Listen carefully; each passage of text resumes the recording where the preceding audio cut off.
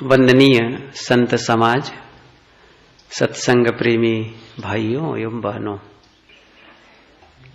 कुछ ही मिनटों में गुरुदेव जी का आगमन होगा और उसमें हम लोग गुरुदेव जी के विचार सुनेंगे। मैं ये समझ नहीं पा रहा हूं कि आप लोगों से क्या कहूं, क्योंकि मैं देखता हूं तो सब तो पुराने चेहरे हैं, कोई नया दिखता नहीं है। और मुझे ऐसा भी लगता है कि मैं जो कहना चाहता हूं आप पहले ही जानते हैं। क्या उन बातों को दोहराएं? क्या उसकी आवश्यकता है? शायद है। आवश्यकता इसलिए है कि हम लोग गलतियां दोहराते हैं। हम लोग गलतियां दोहराते हैं, इसलिए अच्छे विचारों को दोहराना अति आवश्यक है। कोई कह सकता है कि मैं गलती नहीं दोहराता हूं, सबको अपना अनुभव है। हमने गलतियां की और गलती करने के पश्चात मन में ऐसा भाव जगा कि ये मुझे नहीं करना चाहिए, गलत हो गया, ऐसा हम भीतर से महसूस करते हैं। इसके बाद जब कोई निमित्त फिर हमारे सामने आता है तो हम फिर अपने आप को रोक नहीं पाते हैं। हमारे में इतनी शक्ति आ जाए कि निमित्त मिले और हम अपने आप को संभाल सकें। ये कब होगा? ये तब होगा जो विचार हमारे काम के लायक हैं, कल्याणकारी हैं, उन विचारों का बारंबार श्रवण से क्या होता है कि एक मन में एक नक्शा तैयार होता है और मन जब बारंबार किसी बात को सुनता है तो सोचता है कि नहीं, मुझे करना चाहिए, और तभी आप आते हैं यहां। यदि आपको लगता है यहां विचार सुने और यहां के विचार आपको पसंद ना आते हों तो आना बंद कर देंगे। जैसे कोई चोरी करने की आदत किसी को हो गई, कोई बीड़ी पीता है, कोई गुटखा खाता है, कोई कुछ खाता है, उनसे बातें कहो यहाँ प्रवचन में तो कहें क्या वही बातें कहते, मुझे नहीं सुनने के। वही तो कहेंगे ना, बीड़ी तंबाकू गांजा भांग छोड़ो, झूठ छोड़ो, नहीं करने का है, तो फिर वो आना बंद कर देंगे। लेकिन हम तो ये समझ रहे हैं कि हमें इसकी आवश्यकता है। अब ये अलग है कि हम नहीं कर पा रहे हैं, लेकिन हम इसकी आवश्यकता महसूस करते हैं। इसलिए इन विचारों का जब हम दोहराना शुरू करते हैं, बारंबार विचार करते हैं, तो फिर हमारा मन वैसा बनता है कि नहीं, मुझे ऐसा करना चाहिए। एक बार सुन लेने से तो काम बनता नहीं है कि एक बार सुन लिए बस हो गया। हाँ, कई बार गुरुजी कहा करते हैं कुछ ऐसे विचार हैं जो एक बार सुन लेने से भी सहज ढंग, एक बार सुनने का मतलब एक समझ शक्ति आ गई, बस समझ ली कि ऐसा है और उसको किल कांटा बैठ गया, हाँ ठीक है, नहीं करने का है। लेकिन ऐसे बहुत से विचार हैं जिन्हें एक बार सुनने से समाधान नहीं होता है। हमारे मन जो मानसिक विकार हैं, काम, क्रोध, लोभ, मोह, राग, द्वेष, यह हम गलत जान करके भी, एक बार सुन करके भी हम फिर से दोहराते हैं।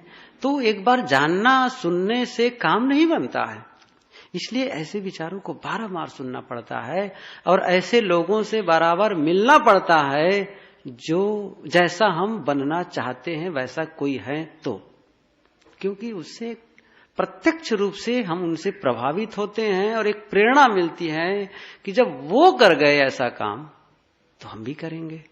फिर वो हमको उपाय भी बताते हैं।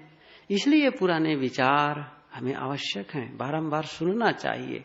लगे तो कि भले दोहराई जाती है, लेकिन हम अपने जीवन को जब झांकते हैं लगते है कि हम लोग दोहराते ही तो हैं, हर काम दोहराते हैं। जिस घर में रहते हैं, जिस कमरे में, रोज उसी कमरे में रहते हैं। शायद कोई ऐसा हो कि जिसके घर में मान लो 4 कमरे हों, नहीं आज मैं इस कमरे में 1 नंबर के में रहूंगा, कल 2 नंबर में, फिर 3 नंबर में, कोई नहीं करेगा। आपको 1 नंबर घर वालों ने अलॉटेड कर दिया है तो आपको 1 नंबर में ही रहना है। आपने अपने लिए और घर वालों की तरफ से सम्मति व्यक्त की है कि हम 1 नंबर के कमरे में रहेंगे, तो आप फिर 2 नंबर में जाना चाहेंगे तो फिर अच्छा नहीं रहेगा।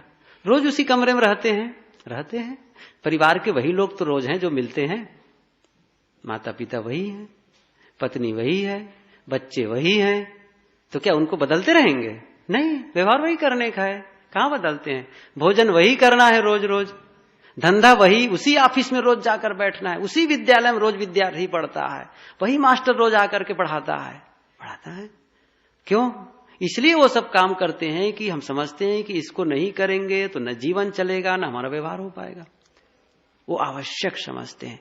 इसलिए जब अध्यात्म के क्षेत्र में आते हैं, सत्संग के क्षेत्र में आते हैं, तब ये सारे विचार भले ही वो पुराने हों, लेकिन हमारे बहुत काम के लायक होते हैं। सूर्य जो उदय होता है सुबह, रोज नया सूर्य बनता है क्या? सब लोग जानते हैं। वही सूर्य जो कल गया है, आया सुबह, तो सुबह के समय कितना अच्छा लगता है सूर्य। वाह, सुबह का सूर्योदय देखना ये बहुत बढ़िया बात है। अब सूर्योदय के बाद तक कोई सोता रहे उनकी बात अलग है, लेकिन सहज ढंग से जो सूर्योदय के समय के पहले कोई उठ लेता है, जिसको ब्राह्म मुहूर्त कहते हैं, वहां उठे और सुबह घूमे टहले, या सुबह प्रातः काल की स्थिति देखे। लेकिन सुबह का सूर्य बड़ा आकर्षक, बड़ा सुंदर, बहुत शक्ति संपन्न होता है, वहां से शक्ति लेना तो वो नया लगता है, क्योंकि हमारे लिए आवश्यक है। ऐसे ये विचार जब बारंबार सुनते हैं तो हमारे मन में वो चोट करते हैं कि नहीं, रोज रोज हम सुनते आ रहे हैं, नहीं उसके लिए मुझे कुछ करना है अब। और मन फिर प्रोग्रामिंग बनाना शुरू करता है कि इसको कैसे दूर किया जाए। इसलिए सारे विचार भले ही हमको लगते हैं पुराने, हमने कहा कि पिछले साल तो सुने थे, या अभी तो एक संत ने ऐसा ही कहा था, फिर ये कहते हैं, कोई बात नहीं है। ये सबसे बड़ी बात है कि आप एक यहां आते हैं, घर से सोच करके ही चलते हैं कि मुझे वहां चलना है सत्संग के लिए। शुरुआत ही हो गई लाभ का, ये ध्यान दीजिए। लाभ कहां से शुरू हो गई? वहीं से, जब आपको सूचना मिली और मन में बनाए कि मुझे गुरुदेव जी के दर्शन के लिए जाना है। अब जैसे ही गुरुदेव जी की और संतों की याद आई और सत्संग की, वैसे ही आपका मन एक सकारात्मक पहल करना शुरू कर दिया, अच्छे विचार आने लग गए। और अच्छे विचारों का मन में आना ये लाभ है। अच्छे विचार मन में लाते हैं तो आप अपने एक फ्रीक्वेंसी, एक कहना चाहिए एक तरंग मन से आप पैदा करते हैं, और आपके शरीर और आपके आसपास के वातावरण और आपके परिवार के लोगों में उसका अच्छा प्रभाव पड़ता है। और जब हम मन में तनाव, रिएक्शन, द्वेष, ऐसा भाव लगेगा, तो हम जब वहां से जो तरंग निकलती है मन से, तो वो शरीर को नुकसान करता है और परिवार वालों को नुकसान करता है, सबको नुकसान करता है। जैसे यहां पर एक गड्ढा हो किनारा, वहां पर हम लोग कचरा डालते हैं और वहीं से बदबू आने लगे, दुर्गंधी।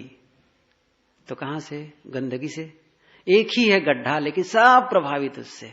लेकिन नहीं, हमने फूलों की क्यारी लगा दी, फूल फूलने लगे, वाह भाई क्या पूछना है, बड़ी सुगंधी है, प्रभाव हो ना उसका। ऐसे ही हमारे मन में अच्छे विचार हैं, उसका प्रभाव, सुगंधित विचार हैं, पवित्र विचार, उसका प्रभाव पूरा पड़ेगा। और दुर्गंधित विचार हैं, बुरे विचार हैं, उसका भी प्रभाव पड़ेगा। ये कैसे नहीं पड़ेगा? इसलिए ये विचार यदि आया कि हम चले सत्संग में, तो शुरू में ही आप लाभ लेना शुरू कर दिए, प्रारंभ वहीं से स्टार्ट। आप लोग, ऐसा होता है जैसे कोई व्यापारी व्यापार प्रारंभ न करे और लाभ हो जाए, ऐसा कहीं पढ़े हैं आप? व्यापारी अभी व्यापार ही शुरू नहीं किया है, लाभ कैसे हो जाएगा? ऐसा नहीं होता है। विद्यार्थी अभी कक्षा में एडमिशन नहीं लिया और पास हो गया, ऐसा तो नहीं होता है ना। एडमिशन लेने के लिए सोच रहा है बस, और पास हो गया, बड़ी बात हो गई है, मतलब उसको लाभ मिल गया। अरे अभी तो शुरू करो, हो सकता है फेल भी हो जाओ, ऐसा भी हो सकता है व्यापार में घाटा भी हो। खेत में बीज डालें और बीज डालते ही क्या काम बन गया? लेकिन ये आवश्यक है, एडमिशन लेना आवश्यक है, परीक्षा में और व्यापार प्रारंभ आवश्यक है, और बीज डालना आवश्यक है, तभी आप फल पाएंगे। लेकिन तुरंत वहां फल नहीं मिलता। लेकिन यहां अध्यात्म के क्षेत्र में आते हैं तो वहीं से लाभ, शुरुआत, प्रारंभ लाभ। और जब तक हम सत्संग करते हैं तो सत्संग के बाद, सत्संग करते समय, जैसे अभी मैं पूछूं आप लोगों को कैसा महसूस होता है? अच्छा महसूस होता है। बढ़िया लगता है, सत्संग में बैठे हैं, संत बैठे हैं, अच्छा महसूस, और अच्छा महसूस करना ये बहुत बड़ी बात है, ध्यान दीजिए। हम अच्छा महसूस करते हैं तो फिर हमारे से जो भी व्यवहार होगा अच्छा होगा, और हम गलत महसूस करते हैं, बुरा महसूस करते हैं, तो फिर उसका, तो हम जो भी करेंगे वो गलत होगा। बहुत महत्वपूर्ण है हम अपने आप में कैसा महसूस करते हैं। खिन्नता और भी मन में उद्वेग, ऐसा भाव है, ऐसा महसूस कर रहे हैं, तो जब बोलेंगे तो प्रकट होगा, करेंगे तो प्रकट, चलेंगे तो प्रकट होगा, व्यवहार करेंगे तो प्रकट होगा। यहां तक कि केवल मनुष्यों के साथ नहीं, हम पदार्थों का भी, जब निर्जीव पदार्थों का भी उपयोग करेंगे तो भी प्रकट हो जाएगा कि आप कैसा महसूस कर रहे हैं। मैंने जैसे हमसे आपने कोई सामान मांगा, एक छोटी सी बात है, अखबार ही मांगे, चलो मैं देख रहा था अखबार रखा है कि थोड़ा सा अखबार दे दीजिए, तो कहे ठीक है। तब आप थोड़ा से दूर में हैं, थोड़ा से, तो मैं उठा कर अखबार को फेंक के दिया। तो फेंकने के जो ढंग है उसी से आप समझेंगे कि ये कैसा महसूस कर रहा है, आप समझ लेंगे। क्योंकि जो हम हैं, जो महसूस कर रहे हैं, वो हमारी क्रिया में प्रकट होगी। इमर्सन ने एक जगह कहा है कि आप क्या हैं इसे मैं इतनी जल्दी और तेजी से सुनता हूं कि आप क्या बोल रहे हैं ये मुझे सुनाई नहीं पड़ता है। आप क्या हैं इसे मैं इतनी जल्दी और तेजी से सुनता हूं कि आप क्या बोल रहे हैं ये मुझे सुनाई नहीं पड़ता है। सोचिए इस बात को, हम क्या हैं, क्या महसूस कर रहे हैं, ये हमारे व्यवहार में प्रकट होते हैं। तो अच्छा महसूस करते हैं तो फिर अच्छा बोलेंगे, अच्छा करेंगे, सब बढ़िया होगा। और भीतर से ही हम गलत महसूस कर रहे हैं, बिल्कुल अंदर से एकदम तनाव में हैं और किसी बात को लेकर के हम परेशान हैं, तो फिर बोलने में भी, अब कई बार होता है कि घर में बहनों को भी देखो ना, अरे बहनों का मैं एक नाम ले देता हूं, लेकिन जब किसी बात को लेकर के परस्पर नाराजगी हो जाती है तो वो लोग चुप, बस मुंह में ताला लगा लेती है, बोलना नहीं। तब कैसे जानेंगे अब बिल्कुल नाराज हो गए हैं, तो जब बर्तन मांजेगी ना तब जान लेना कि कैसे वो पटक रही है बर्तन को।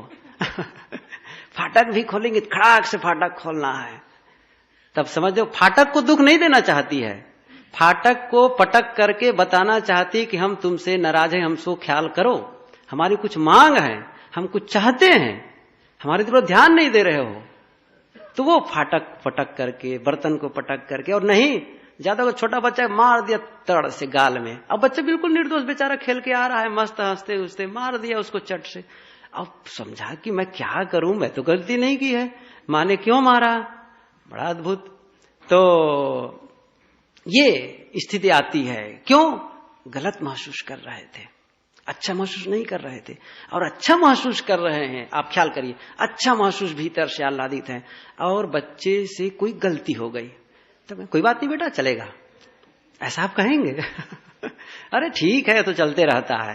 अब देखिए, पहले वो गलत करके नहीं आया था, फिर भी उसको गाल में लगा दिए चाटा, और अभी वो गलत करके भी आया है, चूंकि आप अच्छा महसूस कर रहे हैं तो क्या कहते हैं, अरे ठीक है, तो होते रहता है, चलेगा, चिंता मत करो।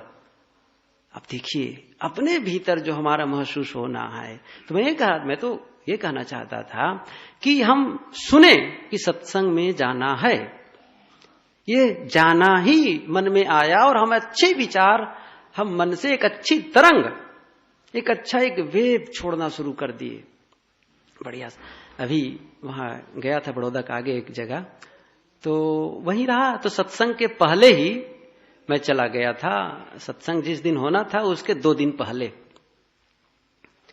तो एक सज्जन आए, तो वो सज्जन का भाव ये था कि इस तैयारी से आए थे, इस सोच करके कि मैं वहां चलूं, सत्संग के कार्यक्रम में कुछ सहयोग करूं, एक अच्छा भाव कि मैं सत्संग के कार्यक्रम में पूर्व तैयारी में कुछ सहयोग करूं, जो सेवा हो करूं, इस भाव से चले।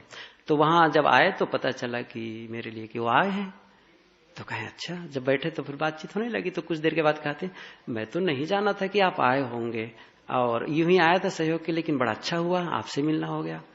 मैंने कहा कि आप वहीं जब चले हैं, जब चले हैं तभी अब अच्छे विचार प्रवाहित किए मन में, और अच्छा को लेकर जब चले तो फल में अच्छा ही मिला। आप वहीं से चल पड़े शुरू से ही कि मैं सेवा के भाव से निकल रहा हूं, शुभ काम के लिए निकल रहा हूं। तो शुभ काम के लिए जैसा जब मन में विचार आया तो आप एक तरंग छोड़े, तो पूरे वातावरण में, पूरे ब्रह्मांड में आप इस विचारों को प्रवाहित कर दिया। तो लौट कर क्या आएगा? वहां से टकरा कर क्या आएगा? लौट कर वही जो हमने प्रवाहित किया है वही लौट करके आया। तो आपको अच्छा लगा, यहां आने पर अच्छा लगा, मिलने से अच्छा लगा। और एक दूसरा प्रसंग को देखें। एक चोर है, उसके मन में चोरी का भाव जगा, 1 दिन 2 दिन जगा, उसके बाद में वो चोरी के लिए मान लो निकलता है। ख्याल करें, अब उनसे जरा पूछ करके देखो, भाई साहब कहां जा रहे हैं? क्या वो बता पाएगा कि नहीं मैं तो चोरी के लिए निकल रहा हूं, चलिए मेरे साथ? कभी नहीं कह सकता है। लेकिन आपसे किसी ने पूछा हो कि आप कहां जा रहे हैं, और यदि सत्संग में आते समय किसी ने पूछा हो तो जरूर कहेंगे, अरे मैं तो सत्संग में जा रहा हूं, चलिए ना, चलो मेरे गाड़ी पीछे खाली है, बैठिए, या चलिए मेरे साथ, मैं रास्ता दिखाऊंगा। बड़े उत्साह में थे, क्योंकि अच्छा महसूस कर रहे। लेकिन चोर अच्छा महसूस नहीं कर रहा था, इसलिए वो नहीं बता सकता कि मैं चोरी करने जा रहा हूं, चलो मेरे साथ। हत्यारा नहीं बता सकता है कि मैं अमुक को मारने जा रहा हूं, मेरा सहयोग करो। व्यभिचारी नहीं बता सकता है कि मैं कुकर्म करने जा रहा हूं, चलो मेरे साथ। नहीं कर सकता है। इसलिए वो वहीं से गलत महसूस करना शुरू कर दिया है, वहीं से उसको बुरा लगना शुरू हो गया है। तो फिर क्या होगा? उसका बुरा प्रभाव पूरा, वो एक गलत संदेश दिया, पूरे शिष्ट चक्र में गलत संदेश दिया, और गलत संदेश गया तो लौट कर क्या आएगा? शुरुआत कहां से होती है? विचार का। विचार जब शुरू करते हैं पहले शरीर ही के अंदर होगा ना, तो शरीर को इफेक्ट डालेगा, फिर जिनके आसपास हैं उनको, फिर और वातावरण को, और वो फिर लौट करके जब आएगा तो फिर क्रम में सब गलत होता जाएगा। इसलिए अच्छा महसूस हमारा करना बहुत जरूरी है। तो मैं कहने का मतलब यह है, यहां तो बात कुछ दूसरी ही मैंने शुरू की थी, कि विचार जो हम पुराने विचार सुनते हैं, कई बार सुनते हैं, यह आवश्यक है। हमारा मन इतना कठोर हो चुका है, हम सबका मन इतना कठोर, एक बार के ज्ञान से वो छिटक कर चला जाता है। वो हथौड़ा, जब ज्ञान का हथौड़ा पड़ता है ना, कुछ नहीं फर्क पड़ता है, अरे ठीक है हम ये सब जानते हैं, क्या यही लोग ज्ञानी है क्या, बोलते रहते हैं पता नहीं क्या है। तो वो बात ठीक है, हम जानते तो हैं, लेकिन उस जानने को आचरित करना, जानने को जीना, इसमें बड़ा अंतर है। एक जानना और एक जानने का आचरण करना, इसमें काफी दूरी है। एक साथ दोनों नहीं हो जाते हैं, जानने और करना समय लगता है। इसलिए जानते तो हैं। गुरु जी एक उदाहरण दिया करते हैं, वो कई बार सुने, मैं उसको दोहराऊं इस प्रसंग में। एक सज्जन था, वो वक्ता, अच्छे वक्ता थे, तो उन्होंने एक इश्तिहार छपवाया, एडवर्टाइज, जगह जगह होर्डिंग, आजकल तो देखे ही हैं। वो क्या छपवाया कि अमुक हाल में यहाँ का, उसमें मेरा अमुक समय तक स्पीच होने वाला है, और उसका विषय है कि मैं ये बताऊं कि आप भोजन करते समय जब बैठते हैं तो मक्खियां परेशान करती हैं, तो ऐसा उपाय बताऊंगा कि मक्खी ही नहीं बैठेगी। 50 रुपये टिकट। कहा, लोग कहें बड़ी अच्छी बात है, 50 रुपया देंगे और वो ट्रिक सीख जाएंगे तो बड़ा अच्छा है। और सचमुच मक्खी तो परेशान करती है, और मक्खी यदि बैठे तो भोजन शुद्ध होगा, ठीक नहीं है, गंदगी बीमारी ठीक नहीं है। तो फिर सब लोग टिकट खरीद ले, और सचमुच बहुत लोग टिकट खरीदे। समय हो गया, हाल भर गया, और खड़े हैं बिल्कुल अब बोलने के लिए। तब वो बोलते बोलते 1 घंटा तक वो साफ सफाई के विषय में लंबा स्पीच दिया, बढ़िया सा। कहा, सज्जनों, अब मैं जो आप लोगों से कहा हूं कि भोजन करते समय भोजन में मक्खी नहीं बैठेगी, उसका उपाय बता रहा हूं। सब चौकन्ने, हाँ इसी के लिए 50 रुपये दिए थे, सुनने के लिए थोड़े दिए थे।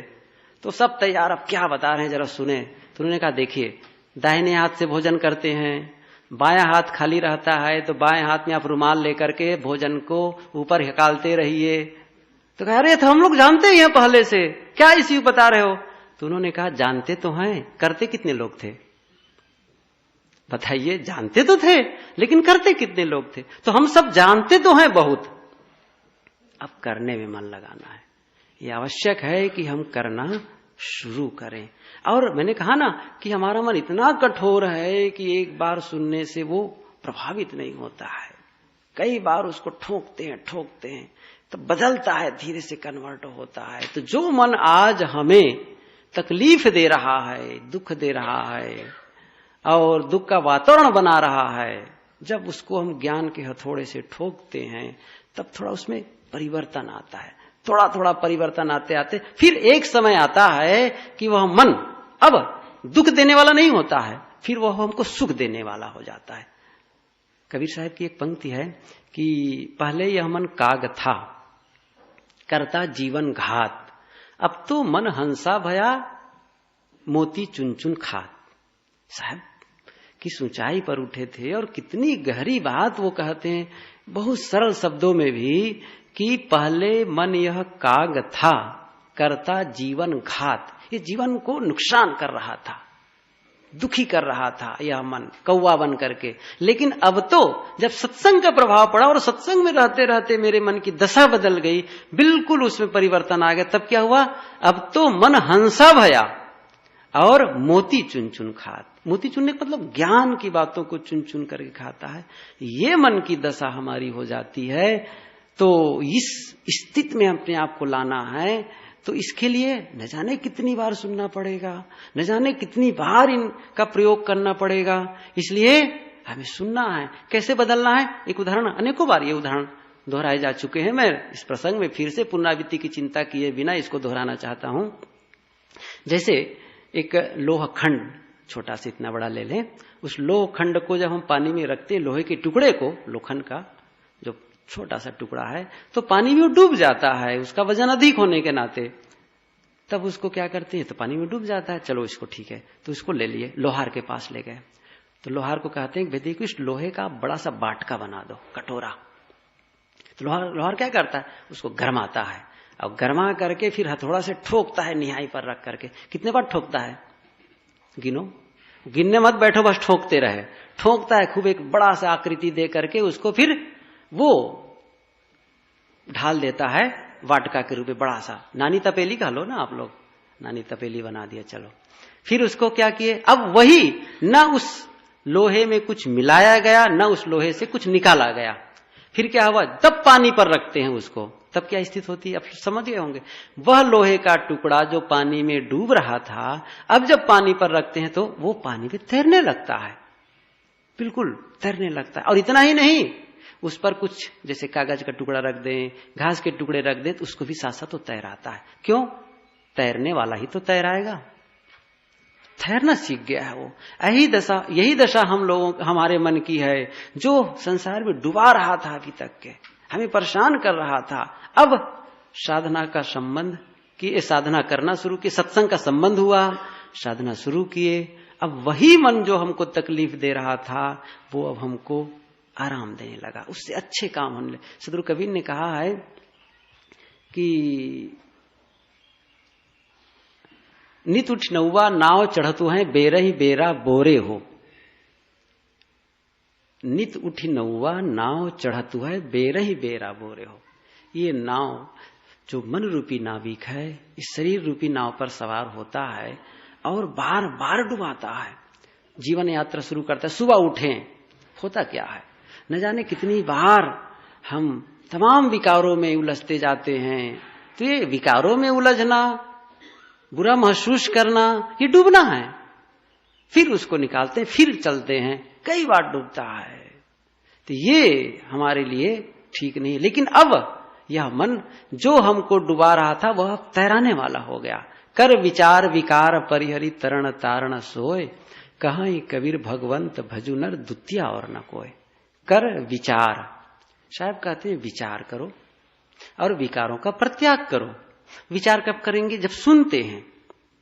मैंने कुछ कहा, संतों ने कहा, गुरुदेव जी ने कहा, तो मन में एक विचार आता है कि इस प्रकार विचार जब हम सुने तो उस पर हम चिंतन करने लगते हैं कि ये विचार कहते हैं, मतलब फिर हम देखना लगते हैं कि हमारी क्या स्थिति है।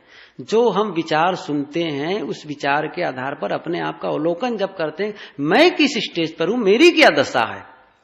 हमको पहुंचना वहां है, बिल्कुल दूर वहां लक्ष्य दिखा रहे हैं, लेकिन हम अपनी स्थिति को, हम कहां खड़े हैं। ऐसा तो नहीं है कि जो लक्ष्य है उधर हम पीठ किए हों, ये पोजीशन देखें, ऐसा भी हो सकता है। जब हम सुनते हैं तब लगता है नहीं, अभी तक तो हम पीठ दिए हुए हैं, और ऐसा होता है, कई लोग पीठ दिए रहते हैं, जब सुनते हैं तब लगता है ओफ ये मैंने क्या किया अपने लिए, तब वो बदलते हैं। और जैसे बदलते हैं तब एक दिशा सही हो जाती, फिर चलना शुरू करते हैं। तो जैसे दिशा सही हुई और मंजिल में क्या तुरंत पहुंच गए? अब कम से कम दिशा का सही होना एक उपलब्धि है, ये सामान्य बात नहीं है। दिशा का सही होना ही एक बहुत बड़ी उपलब्धि है। उसके बाद फिर गति, और ये इसके लिए प्रेरणा निरंतर चाहिए हमको। तो साहब कहते हैं कर विचार विकार परिहरि। पहले विचार करो, फिर उसके बाद विकारों का परित्याग करो। तरण तारण सोए। जो विचारों का विचार करके विकारों का परित्याग कर देता है वो तरण, तर गया। फिर जब तर गया तब तारण। साहब आगे कहते हैं तरने वाला ही तारता है दूसरे को भी। अब उसका अपना एक अलग अलग ढंग है। जैसे पूर्णत्व प्राप्त संत, उनका अपना अलग, कहा लोग उनके पास बहुत बड़ी जहाज है, कई लोगों को बैठाकर चल रहा है लेकिन हमारे पास छोटी सी नाव का है, हम बैठ लेते हैं, चलो 2 लोग और बैठ लो भाई, लेकिन आखिर वो भी तो तैरा रहा है। हम उसी स्तर पर नहीं पहुंचे हैं, एक सामान्य भगत हैं, जानकारी है, लेकिन ऐसे लोगों को बता देंगे देखो भाई तुम जो बीड़ी पीते हो ना तुम्हारे लिए नुकसानदेह है, छोड़ो इसको। अब सचमुचो प्रभावित हुआ तो आप भी हो गए ना, छोटे नावका वाली तैराए, उनको भी साथ साथ चल ले गए। किसी का शराब को छुड़ा दिए, किसी का और कुछ करा दिए। बहुत बड़ी बात है ये, छोटा मत समझिए आप, बहुत बड़ा काम है। इसलिए कहते तारणा। कहाँ ही कबीर भगवंत भजु नर। बोलिए सदगुरु देव की। साहिब की ये पंक्ति बीजक में से आप लोग तो पढ़े ही होंगे। कर विचार विकार परिहरि तरण तारण सोए। कहाँ ही कबीर भगवंत भजु नर। जो दूसरों को तारते हैं, साहब कहते हैं वही भगवान है। हम लोग सब भगवान के लिए भटकते हैं, बहुत दिन से भटकते आ रहे हैं। साहब कहते भगवान के लिए भटको मत, आपके सामने है। अभी तक भटक रहे थे, अब भगवान विराजमान हो चुके हैं, इसलिए मैं अधिक कुछ बातें नहीं कहूं। गुरुदेव जी से भी नम्र प्रार्थना करता हूं कि आप अपने गंभीर विचारों से हम सबको कृतार्थ करने की कृपा करें। पूजनीय संत समाज, सज्जनों और देवियों, मानव जीवन का मुख्य प्रयोजन क्या है? दुख से सब डरते हैं, दुख किसी को प्रिय नहीं। दुख से एकदम छूट जाना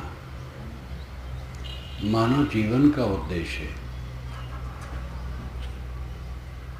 और उसको दूसरी भाषा में कह सकते हैं सदा सुखी रहना, परमानंद, परम सुख,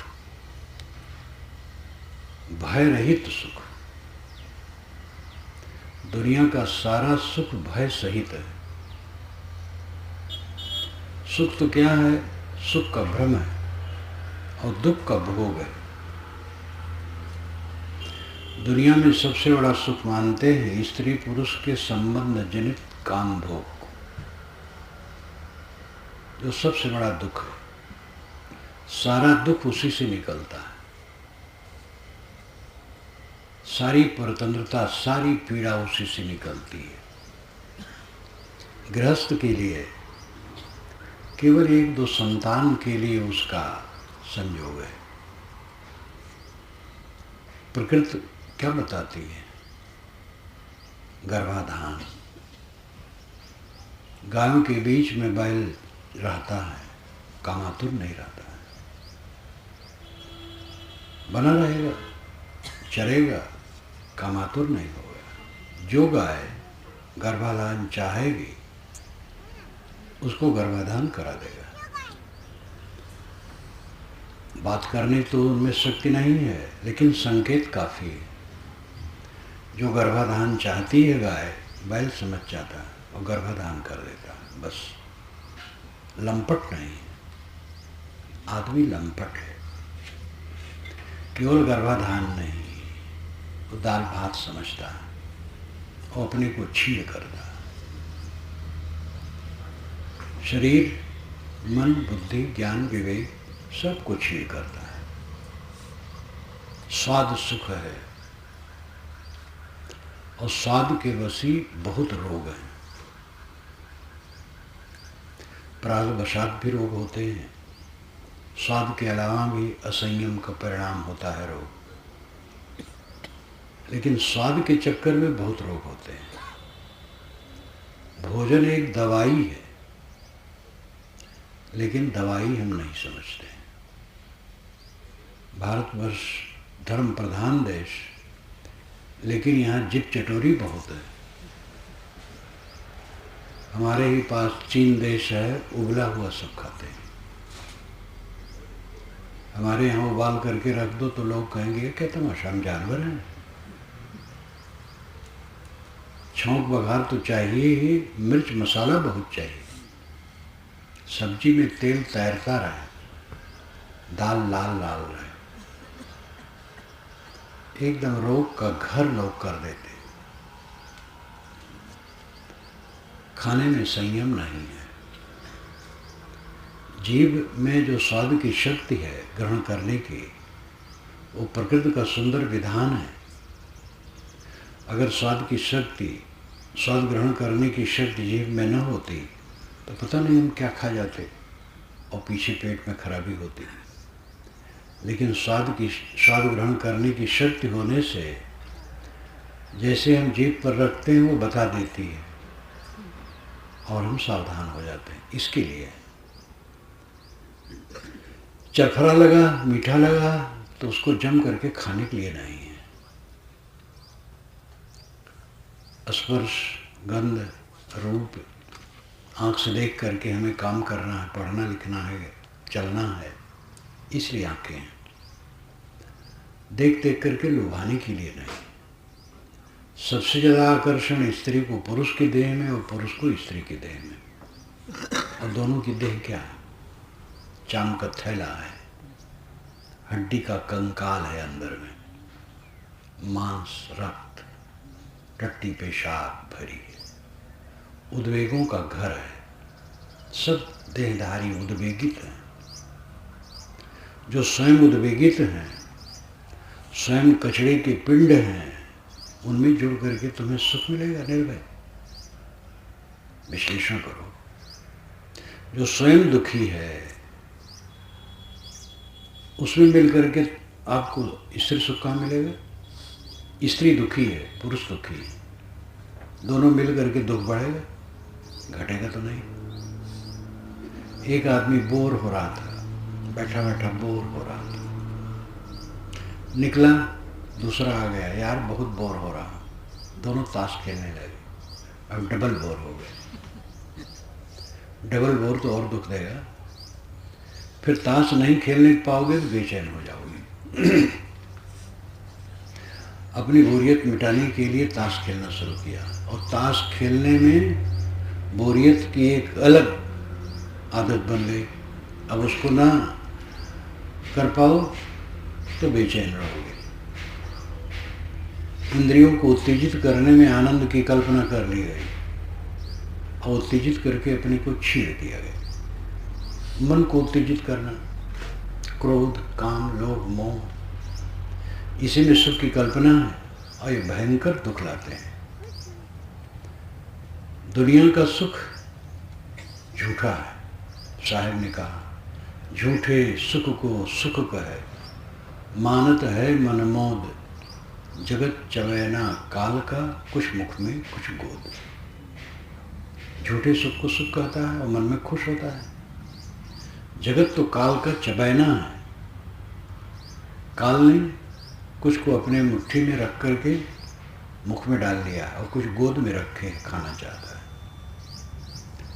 कुमारी गोदविल जो जर्मन विद्वान हैं, विदुषी, अभी भी जीवित हैं, उन्होंने कबीर वाणी का संकलन करके इंग्लिश में अनुवाद किया और लंबी भूमिका इंग्लिश में लिखी और साखियों का उन्होंने अनुवाद करके बीच बीच में टिप्पणियाँ दी।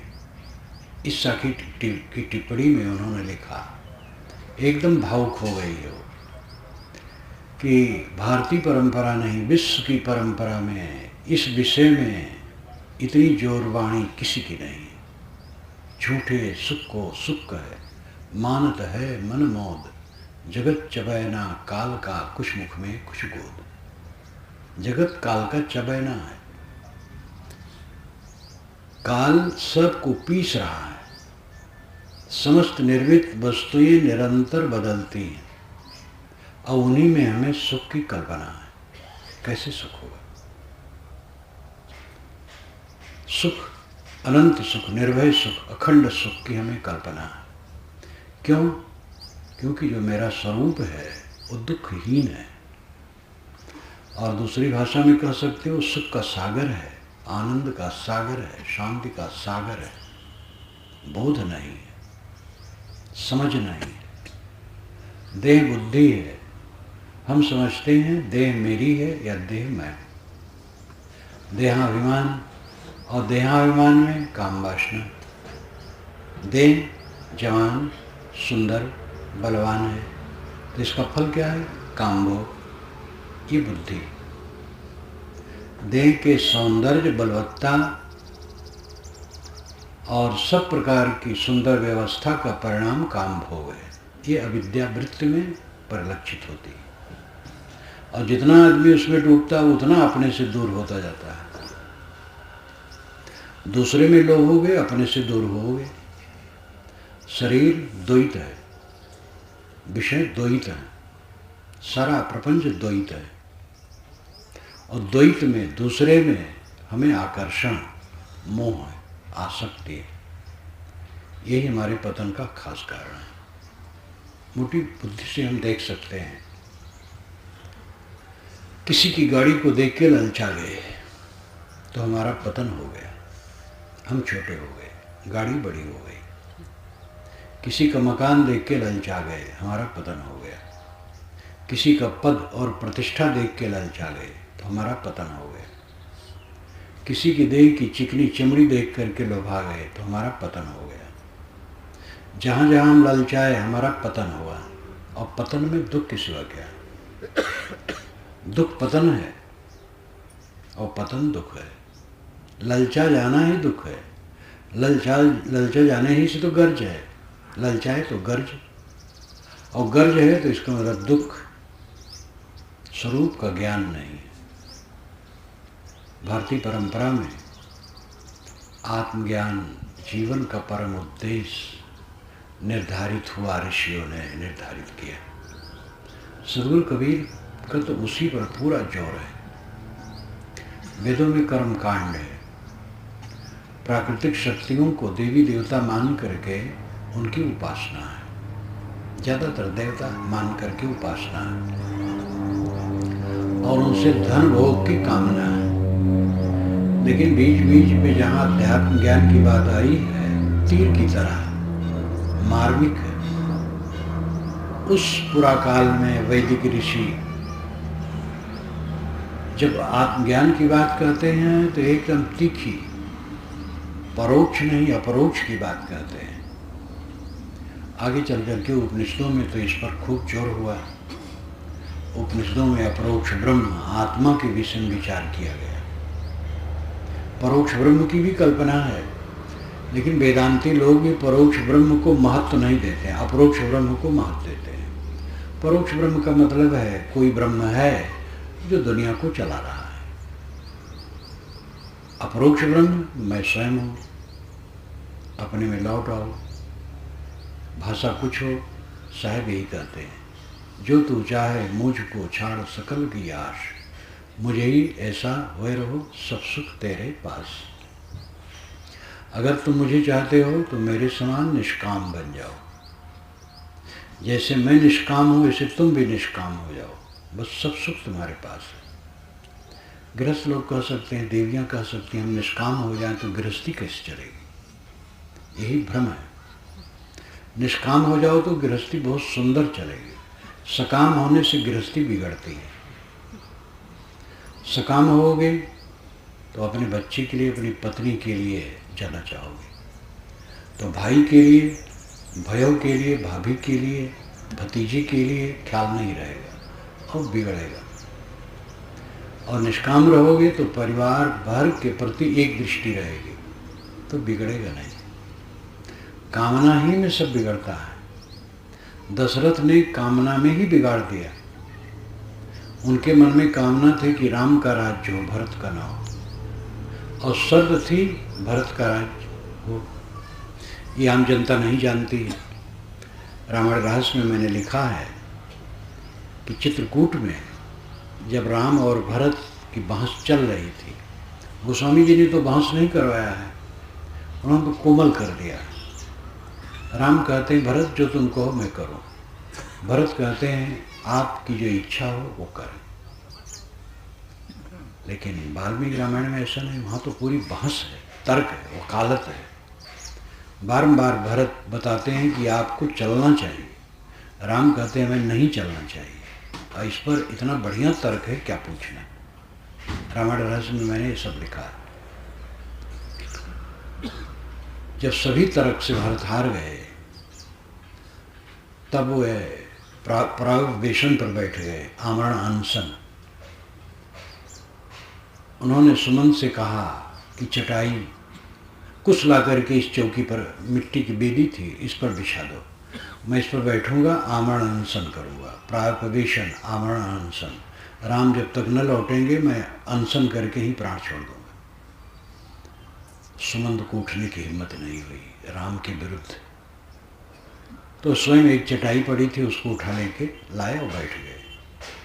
राम ने कहा भरत तुम गलत काम करते हो, क्षत्रिय प्रागवेशन नहीं करता है, आमरण अनशन नहीं करता है, वो तो धन्ना बांट देता है, ये तो ब्राह्मण का काम है।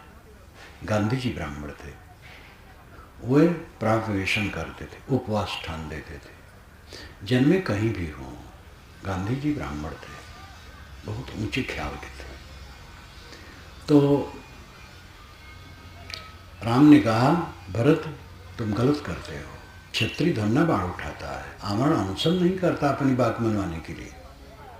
और देखो जब कैकेयी की शादी की बात थी तो कैकेयी नरेश ने पिताजी से कहा था कि कैकेयी से उत्पन्न बच्चा गद्दी पर बैठेगा अयोध्या के, ये अगर स्वीकार हो तो मैं कैकेयी को दूंगा, नहीं तो नहीं दूंगा। दशरथ कैकेयी में लुब्ध थे। कैकेयी देश पंजाब का व्यास नदी का क्षेत्र है। पंजाब में प्राय लोग गोरे लंबे होते हैं, स्त्रियां सुंदरी होती हैं। पुराने ग्रंथों में आप देखिए, संस्कृत साहित्य में तो भारत के विभिन्न कोनों से लोग, राजा लोग पंजाब से दुल्हन लाते थे। कैकेयी के मुंह में दशरथ ने कहा कैकेयी से उत्पन्न बच्चा गद्दी पर बैठेगा, मैं मानता हूं, ये स्वीकार लिए। अब जब बात आई तो उनको खलने लगा तो गलत हो जाएगा। भरत ननिहाल गए हैं और तुरंत दशरथ राम की गद्दी सजाने लगे और राम से इतना खुल के कह दिए हैं कि भरत तुम्हारे शिष्य तुल्य हैं, बहुत विनम्र हैं, साधु स्वभाव के हैं, लेकिन अच्छे लोगों के मन में भी फर्क पड़ जाता है, इसलिए जब तक वो अयोध्या से दूर है तुम्हारी गद्दी हो जानी चाहिए। ये दशरथ कहते हैं। ये दशरथ का मनोविकार सब अनर्थ कर डाला। उनका प्राणांत हुआ, कौशल्या रोती रही, कैकेयी रोती रही, सब दुख। भरत आए, व्याकुल हो गए, पूरी अयोध्या अस्तव्यस्त। ये दशरथ की कामना का दुष्परिणाम हुआ। कहीं भी कामना होगी दुख होगा। सीता जी ने स्वर्ण मृग देखा, मोह गई। राम भी उनका अनुसरण किया, लक्ष्मण ने रोका लेकिन राम नहीं माने। और तुरंत इतना कष्ट हुआ कि सीता रावण के पंजे में फंसी रोती रही और राम बन बन रोते रहे। ये कामना वासना का दुख। और वो तभी नहीं रोए, जीवन भर रोए। अयोध्या में आ गए, अयोध्यावासी राम सीता को नहीं समझ सके। सीता अपनी इच्छा से नहीं गई थी लंका, वो पकड़ के ले जाकर गई थी और कैद थी। वो वहाँ रह करके भी राम को जपती थी, रावण को नहीं। सीता निर्दोष थी, लेकिन अयोध्यावासी इसको नहीं समझ सके। अयोध्या में जन जन में ये बात थी कि राम इतने दिनों तक सीता लंका में रही, उनको फिर पत्नी बना ली। करीब 20-22 महीने सीता को लंका में रहना पड़ा था। तो हम लोगों की क्या दशा होगी? हमारी भी पत्नियां कहीं चली जा रही हैं और फिर उनको पत्नी बनाना पड़ेगा। धोबी ने ताना मारा वाल्मीकि रामायण में कहीं नहीं है, एक छोटी रामायण में है और उसी की प्रचार हो गया है। वाल्मीकि रामायण में स्वाभाविक है, जन जन में आवाज थी कि राम सीता को पत्नी बनाकर गलत करते हैं। यहां तक वचन है जिसको आपके सामने मैं कह नहीं सकता हूं, ऐसा कठोर वचन अयोध्यावासियों का। अयोध्यावासी राम सीता को बिल्कुल नहीं समझ सके और उनको सीता को निकाल देना पड़ा। निकालना अच्छा था बुरा था यह अलग विषय, लेकिन घटना घटी। अब अंतिम तक रोना हुआ जब लखनऊ के उत्तर गोमती तट पर नैमिषारण्य क्षेत्र में श्री राम ने यज्ञ विशाल किया। उसमें वाल्मीकि भी सीता को लेके गए और लवकुश भी थे। वहाँ भी राम ने ही कहा कि सीता अपना पातिव्रत प्रमाणित करे। ये पुरुष के मन का पाप, पुरुष प्रायः मन अपना डामाडोल कर देता है। और सीता ने कहा पृथ्वी माता तू जगह दे, और पृथ्वी फटी हुई समा गई। ये तो अलंकार है, एक तमाचा है पुरुष के गाल पर। सीता नहीं कही कि हमसे 14 वर्ष तुम इतने 22 महीने अलग रहे तो तुम्हारा क्या विश्वास है? जंगल में तुम रहे, पता नहीं क्या करे, तुम अपना प्रमाण दो। सीता ने नहीं कहा, राम ने कहा। और अंतिम तक रोना रहा। और शुरू कहाँ हुआ? सोने के मृग के पीछे। हो सकता है अलंकार में कहा गया हो। मारीच सोने का मृग बन गया, सोने का मृग कहीं होता ही नहीं है।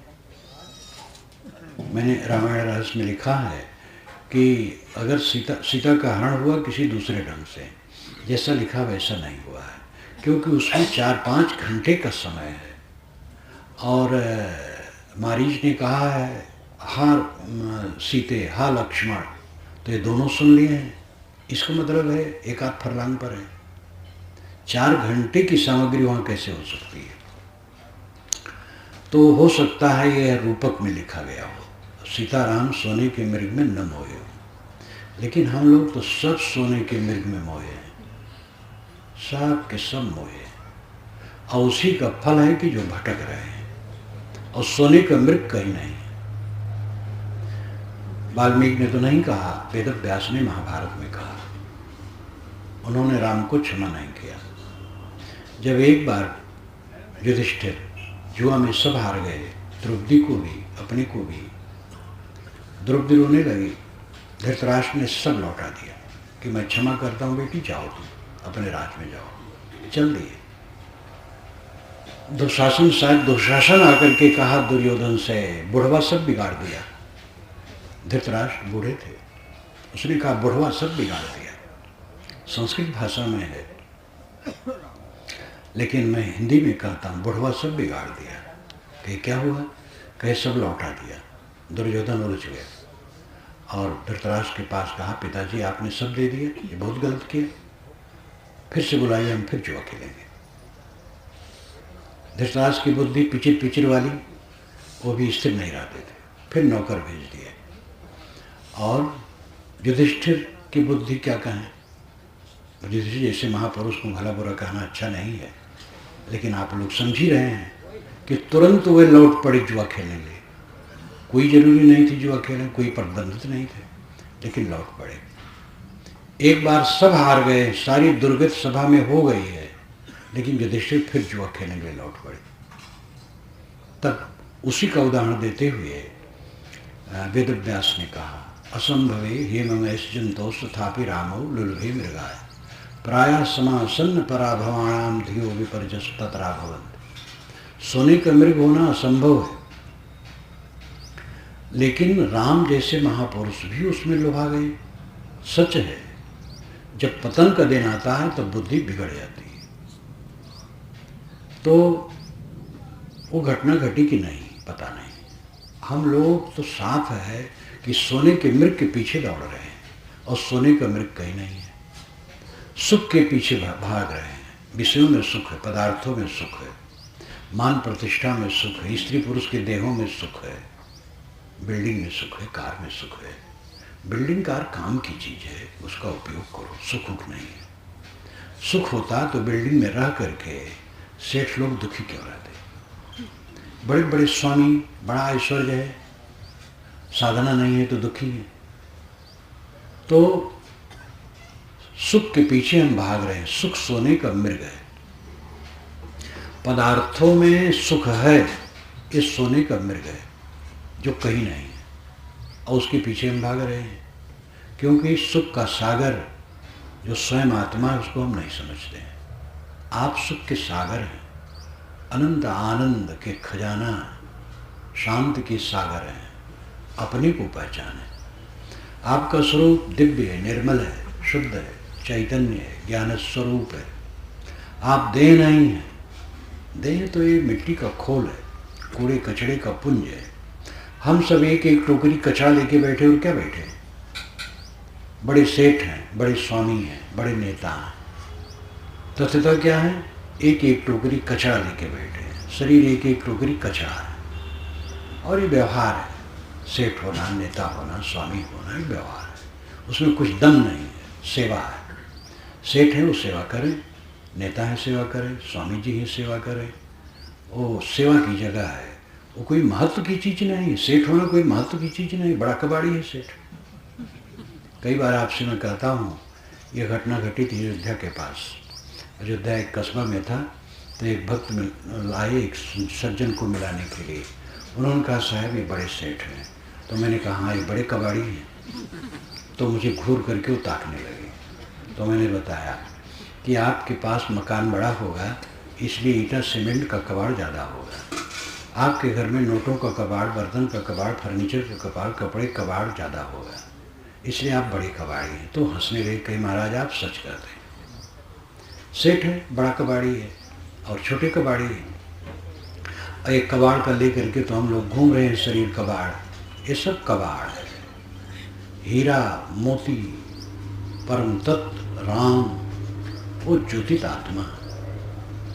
अष्टाचक्रानों द्वारा देवानाम पूर्योध्या तस्याम हृदय कोशा स्वर्गो ज्योतिषावृता, ये वेद का मंत्र है। 8 चक्र 9 द्वारे वाली अयोध्या नगरी में सोने का खजाना है जो ज्योतित है। 8 चक्र मूलाधार, स्वादिष्ठान, मणिपुर, अनाहत, विशुद्ध, आज्ञा, सहस्रार, सुरत कमल, ये गुदा से लेके खोपड़ी तक में कल्पना है 8 चक्रों का। वो चक्र कहीं नहीं है, लेकिन कल्पना है, और ये कल्पना बहुत पुरानी है। बीजक की व्याख्या में इन सभी चक्रों का मैंने शास्त्रीय ढंग से वर्णन किया है, और अंत में बताया है कि ये कहीं है नहीं, लेकिन ये चलता है, कहानी में चलती है। 9 द्वारा और 9 द्वार है। 2 आँखें, 2 नाक, 2 कान, 6 मुख, 7 टट्टी पेशाब की जगह, ये 9 हो गए। कबीर साहब हर जगह 10 द्वार कहते हैं। उस खोपड़ी में तालमूल जो है उसको कहते हैं। उपनिषद में एकादश द्वार कहा गया। पूर्व में एकादश द्वार में जिससे अवक्र चेतसा, एकादश दरवाजे का पुर है जिसमें एक अज, अवक्र और चेतन आत्मा निवास करता है। तो उसमें पेट में जो नाभि है उसको भी ले लिया जाता है। अष्टचक्रानों द्वारा देवानाम पूर्योध्या, देवताओं की अयोध्यापुरी। देवता कौन है? इंद्रियां। अयोध्यापुरी ये शरीर है। और तस्याम हिरण्य कोशा, इसमें सोने का खजाना है।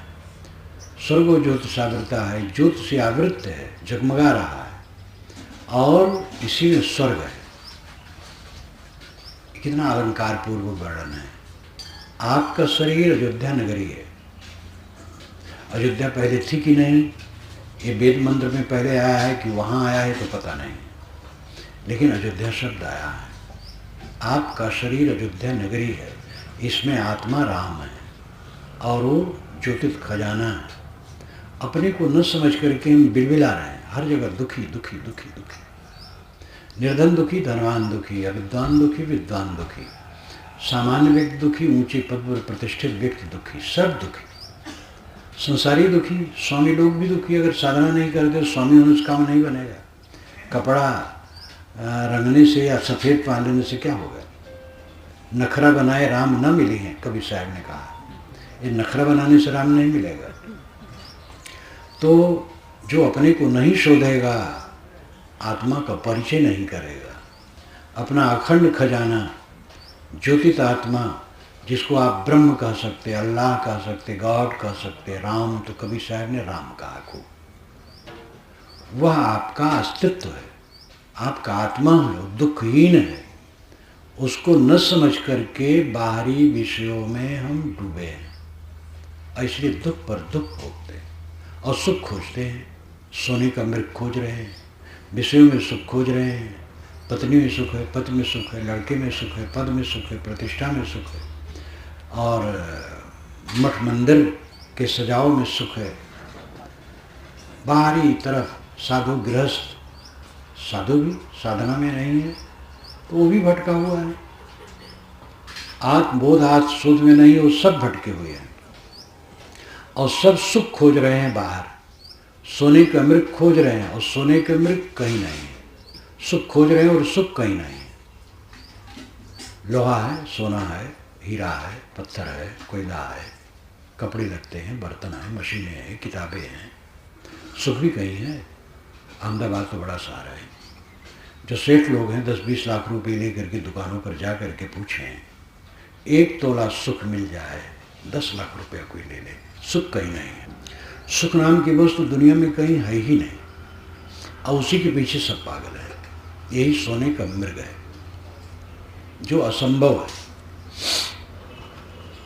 हम दुख नहीं चाहते, दूसरी भाषा में निर्भय अखंड सुख चाहते हैं, और वह होगा आत्मबोध और आत्मशोध में।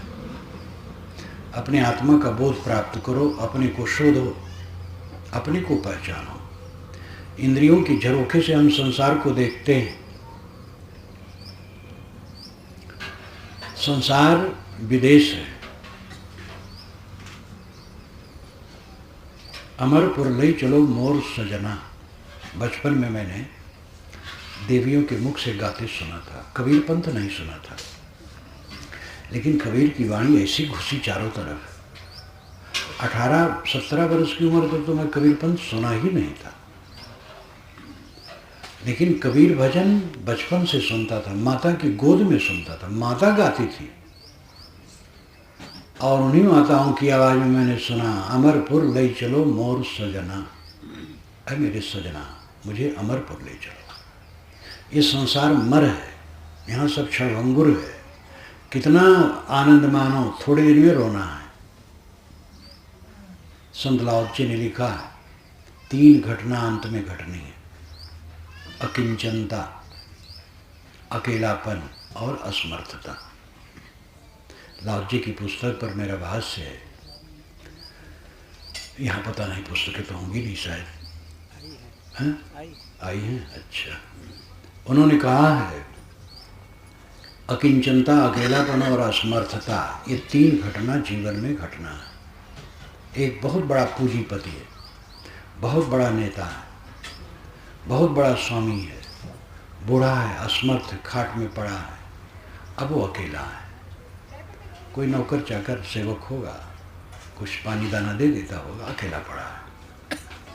अटल बिहारी वाजपेयी जैसा नेता, बड़ा प्यारा नेता, आज वो दिल्ली में कमरे में अवसाद में पड़ा है, उसकी पार्टी वाले भी नहीं मिलने जाते। अकिंचनता, बड़ा भारी सेठ है, खरबों की संपत्ति पूरी दुनिया में फैली है, लेकिन उसके कमरे में क्या है? दवाई पानी बस। अकिंचन, असमर्थ और अकेला, ये घटना घटनी है। इसको पहले से देखो, क्या मेरा है? सारी पोल पट्टी समझने से खत्म हो जाती है। अविद्या बस इतने हम ग्रसित हैं कि होश ही नहीं है। ये पानी का शराब का नशा तो बहुत थोड़े समय में उतर जाता है, अविद्या का नशा कभी उतरता ही नहीं, रात दिन चढ़ा रहता है। ज्ञान हो जाने पर भी चढ़ा रहता है। ज्ञान है लेकिन तामस वृत्ति है, वो समझ नहीं सकता। ज्ञान है, सच्ची समझ, संशय रहित, पारख निजे दुर्गुण रहे, ये विशाल देव की पंक्ति है। भयान के जड़ चेतन निर्णय में आखिरत की तरफ ये पंक्तियाँ आई हैं। कई छंद हैं, उसमें एक ये पंक्ति है। सच्ची समझ संशय रहित पारख निजय दुर्गुण रहे। एक छोटी सी पंक्ति में श्री विशाल साहब ने हम लोगों की नाड़ी, दुखती हुई नाड़ी को छुआ है। सच्ची समझ है कि संसार में हमारा कुछ नहीं है, सब छूट जाने वाला है। संशय रहित है, मेरा आत्मा ही अपना और कुछ नहीं। पारख निजे, अपने में परख है, लेकिन दुर्गुण रहता है। क्यों? क्योंकि अभी अभ्यास द्वारा उसको मिटाया नहीं गया है। समझ तो हो गई है, पारख तो हो गई है, निश्चय हो गया है, लेकिन जो कूड़ा कचड़ा भरा है उसको अभी पूरा धोया नहीं गया है, तो दुर्गुण है, तामस है, क्रोध है, वासना है, मोह है, अहंकार है, घमंड है।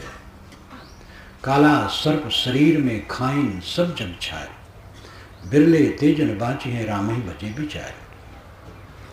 सदगुरु कबीर कहते हैं कि काला सांप सबके शरीर में है और सबको झारा खा रहा है। उससे वही बचेगा जो विचार पूर्वक राम का भजन करेगा। कबीर साहब की वाणी में राम बहुत प्रिय शब्द है। कबीर साहब राम बहुत प्रिय शब्द मानते थे। 250 बार उन्होंने केवल बीजक में राम कहा है। राम की कबीर साहब राम उपासक थे, परम राम उपासक। कौन राम उपासक? अंतरात्मा। बाहर के राम हमारे आदरणीय हैं, श्री राम हमारे पूज्य हैं, पितामह हैं, आदरणीय। लेकिन जो राम श्री राम में भी था, रावण में भी था, हमारे में भी, आप में भी, वो राम को साहब मानते हैं जो व्यापक दृष्टिकोण का है। राम रमेते कुकुरी पूता, वो खुद कहते हैं राम तो कुकुरी के पूत में भी रमा है। किसी ने कहा कबीर आप राम राम बहुत कहते, राम क्या है? तो उन्होंने कहा राम रमेते कुकुरी पूता, तो कुकुरी पूत में भी रमा है, तुम राम नहीं समझते हो? सब घट मेरा साइया सुनी सेज न कोय। साहब कहते जो राम भजेगा वो ये सांप से बचे। हमारे शरीर में सांप है, अभी पूर्व प्रवक्ता बता रहे थे, सांप वाला घर आप रहना नहीं चाहेंगे। और हमारे शरीर में सांप है, वो बड़ा प्यारा है। अहंकार सांप है, वो बड़ा प्यारा है। हमें कोई कह दे तुम अहंकारी हो तो हम लाठी ले लेंगे। ज्ञानी को कोई कह दे अहंकारी हो, सिर झुका लेगा। अहंकारी तो है ही है, अहंकार के कारण ही तो भटक रहे हैं देह धर करके। अहंकार रूपी सांप सबके शरीर में है। जब भक्त लोग मिलने आते हैं, पति पत्नी परिचित लोग, तब प्राय में पूछता आपस में झगड़ते तो नहीं? तो झगड़ा तो होता ही है, कुछ लोगों में कम होता है, कुछ लोगों में ज़्यादा होता है। ये देवियों को धन्यवाद है, ये सह करके जीतती हैं, और पुरुषों की कमजोरी है बड़बड़ा करके हारते हैं। घर में गए बड़बड़ाना शुरू किए, और बड़बड़ाने मतलब हारना, और सहने मतलब जीत लेना। साहब ने कहा हारा सो हरि को मिले, जीता जमपुर जाए। जो हारता है वो हरि को मिलता है, और जो जीतता हो यमपुर जाता है। जीतने की इच्छा, इसका मतलब है अहंकार, और अहंकार ही यमपुर है। और जो हार गया वो हरि को मिलता है। हरि कहीं बाहर है, हरि आपका आत्मा है। बाएं दहिने तजो विकारा, निज के हरिपद गहिया। कहीं कबीर गूंगे गुर खाया, पूछी सो क्या कहिया। बाएं दहिने सारे विकारों को छोड़ दो, निज के हरिपद गहिया। हरिपद निज स्वरूप है, आत्मा ही हरि है। बीजक की व्याख्या में मैंने हरि का ऐतिहासिक अध्ययन भी लिखा है। हरि शब्द वेदों में घोड़ा के लिए है, अश्व, इंद्र का अश्व, सूर्य की किरणें, उनको अश्व कहा गया, उसी को हरि कहा गया। हरि का शुद्ध शब्द है हरा हरा, अर्थ है हरा हरा। हरि का पहला अर्थ है हरा हरा, जो हरा भरा हो हरि है। और वेद के अनुसार अश्व को हरि कहा गया, सूरज की किरणों को हरि कहा गया है। वाल्मीकि रामायण के अनुसार हरि का अर्थ वानर है। हरिश्वराः, सुग्रीव बाली इत्यादि को हरीश्वर, हरियों के मालिक कहा गया है। हरि आत्मा परमात्मा परक ईसा के बाद बना है। इसका लंबा व्याख्या मैंने, लंबी चर्चा मैंने बीजक व्याख्या में की है।